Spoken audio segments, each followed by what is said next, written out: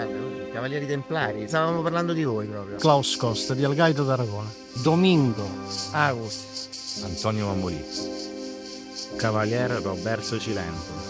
come siete arrivati e perché siete arrivati in Calabria? Templari, Crociate, Gerusalemme. Veniamo da queste zone, insomma, da queste zone calabre, che io veramente non chiamo neanche Calabria. Le chiamo terre italiche del sud, dall'anno 1250 più o meno, quando cadde il famoso castello di Crac dei Chevaliers, che significava il crack dei cavalieri. Il crack dei Chevaliers era la fortezza non dei Templari, ma degli Ospitalieri, ed era un castello invincibile, impossibile da occupare e da conquistare. Cosa accade? Che grazie al tradimento di qualcuno i musulmani riuscirono a far cadere questo castello. Da allora la parola crack si utilizza per le aziende commerciali e le banche quando vanno in fallimento. Zero. Ma per quanto riguarda la storia antica, noi abbiamo una tradizione incredibile. Infatti noi siamo qui con Domenico Bagalà, che ci ha insegnato veramente il bizantinismo, giusto? Domenico Bagalà, sono un volontario del Movimento Culturale San Fantino e conduciamo le persone in questi luoghi straordinari. La storia del passato rientra nel nostro presente, ancora oggi. Tenete presente che i Templari sono quelli che inventarono le banche, ma in ogni caso inventarono i travel check. In Medio Oriente le chiese vengono costruite secondo le misure sacre, le misure auree. Bene, questa misura è quella che c'è nella chiesa più antica al mondo, che si trova sul Monte Sinai. E la tradizione vuole che queste misure siano state date direttamente da Dio a Mosè. Un cavaliere che partiva da Parigi o dalla Provenza o dalle terre italiche consegnava i soldi ad un templare e gli veniva dato un bigliettino. Questo bigliettino veniva consegnato a Gerusalemme all'ordine del Tempio e lui riceveva i soldi che aveva versato. È una cosa forse strana a dirsi, ma questo si chiama travel check. Poi come andò a finire, forse lo sapete meglio di me.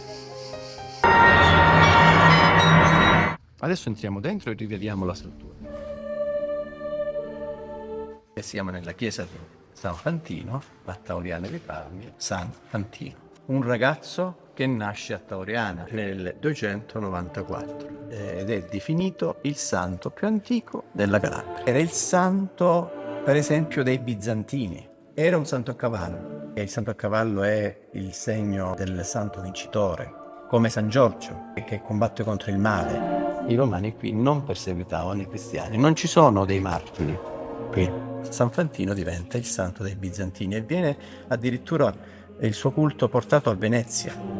A Venezia ci sono un'intera area che si parla di San Fantino, quindi tutto in quella zona parlava di questo santo calabrese. Vedete che è vestito da romano, perché lui era un ragazzo che viveva nella città romana, qui a Tauriana. Quindi è un'eccezione nell'impero romano.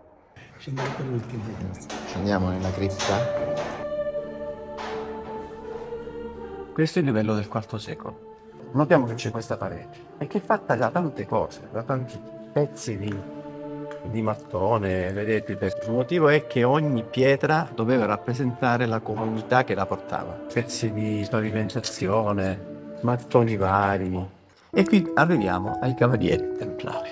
I Cavalieri Templari hanno lasciato delle firme qui, degli inserti. Come vedete è stato inserito un marmetto, quello è il giglio. Il giglio a sinistra è sbocciato, a destra è in boccio, cioè deve ancora sbocciare.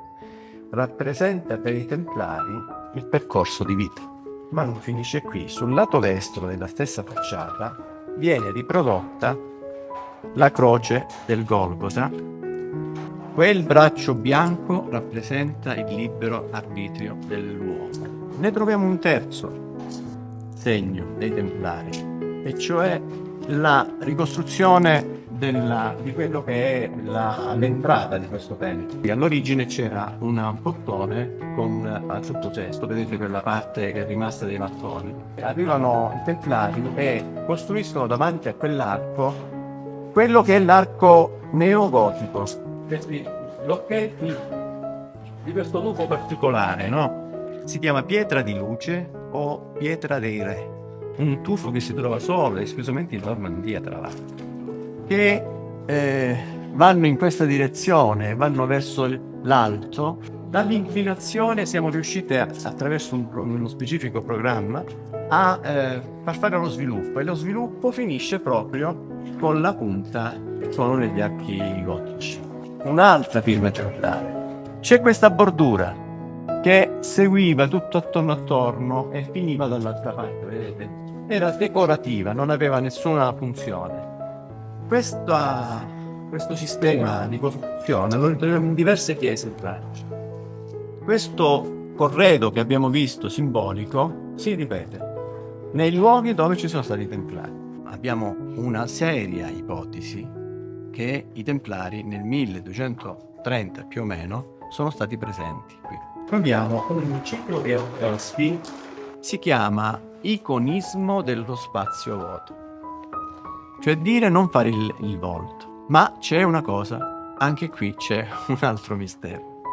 Ci sono 2 livelli di strati di affresco. Se voi non ci avviciniamo, andiamo a vedere che c'è uno strato e un secondo strato. Come mai ci sono 2 strati di affreschi? È ricostruito perché non c'era il concetto nell'antichità di fare il restauro come oggi noi. Si faceva proprio un altro strato di affresco. Anche in questo c'entrano i Templari, perché sullo scudo si lasciano sfuggire la loro tipo di croce, la croce patente, che chiaramente non poteva esserci nell'VIII secolo perché non c'erano proprio i Templari nell'VIII secolo.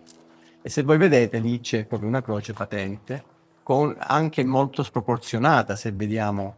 Si pensa quindi che siano stati proprio i Templari a fare il secondo strato di affresco.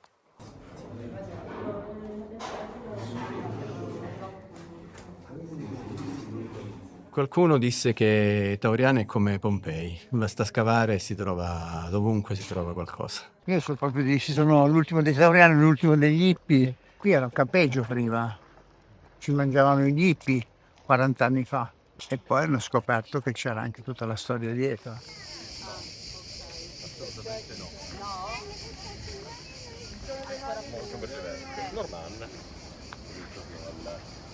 E oggi si vedono tutte le isole Eolie.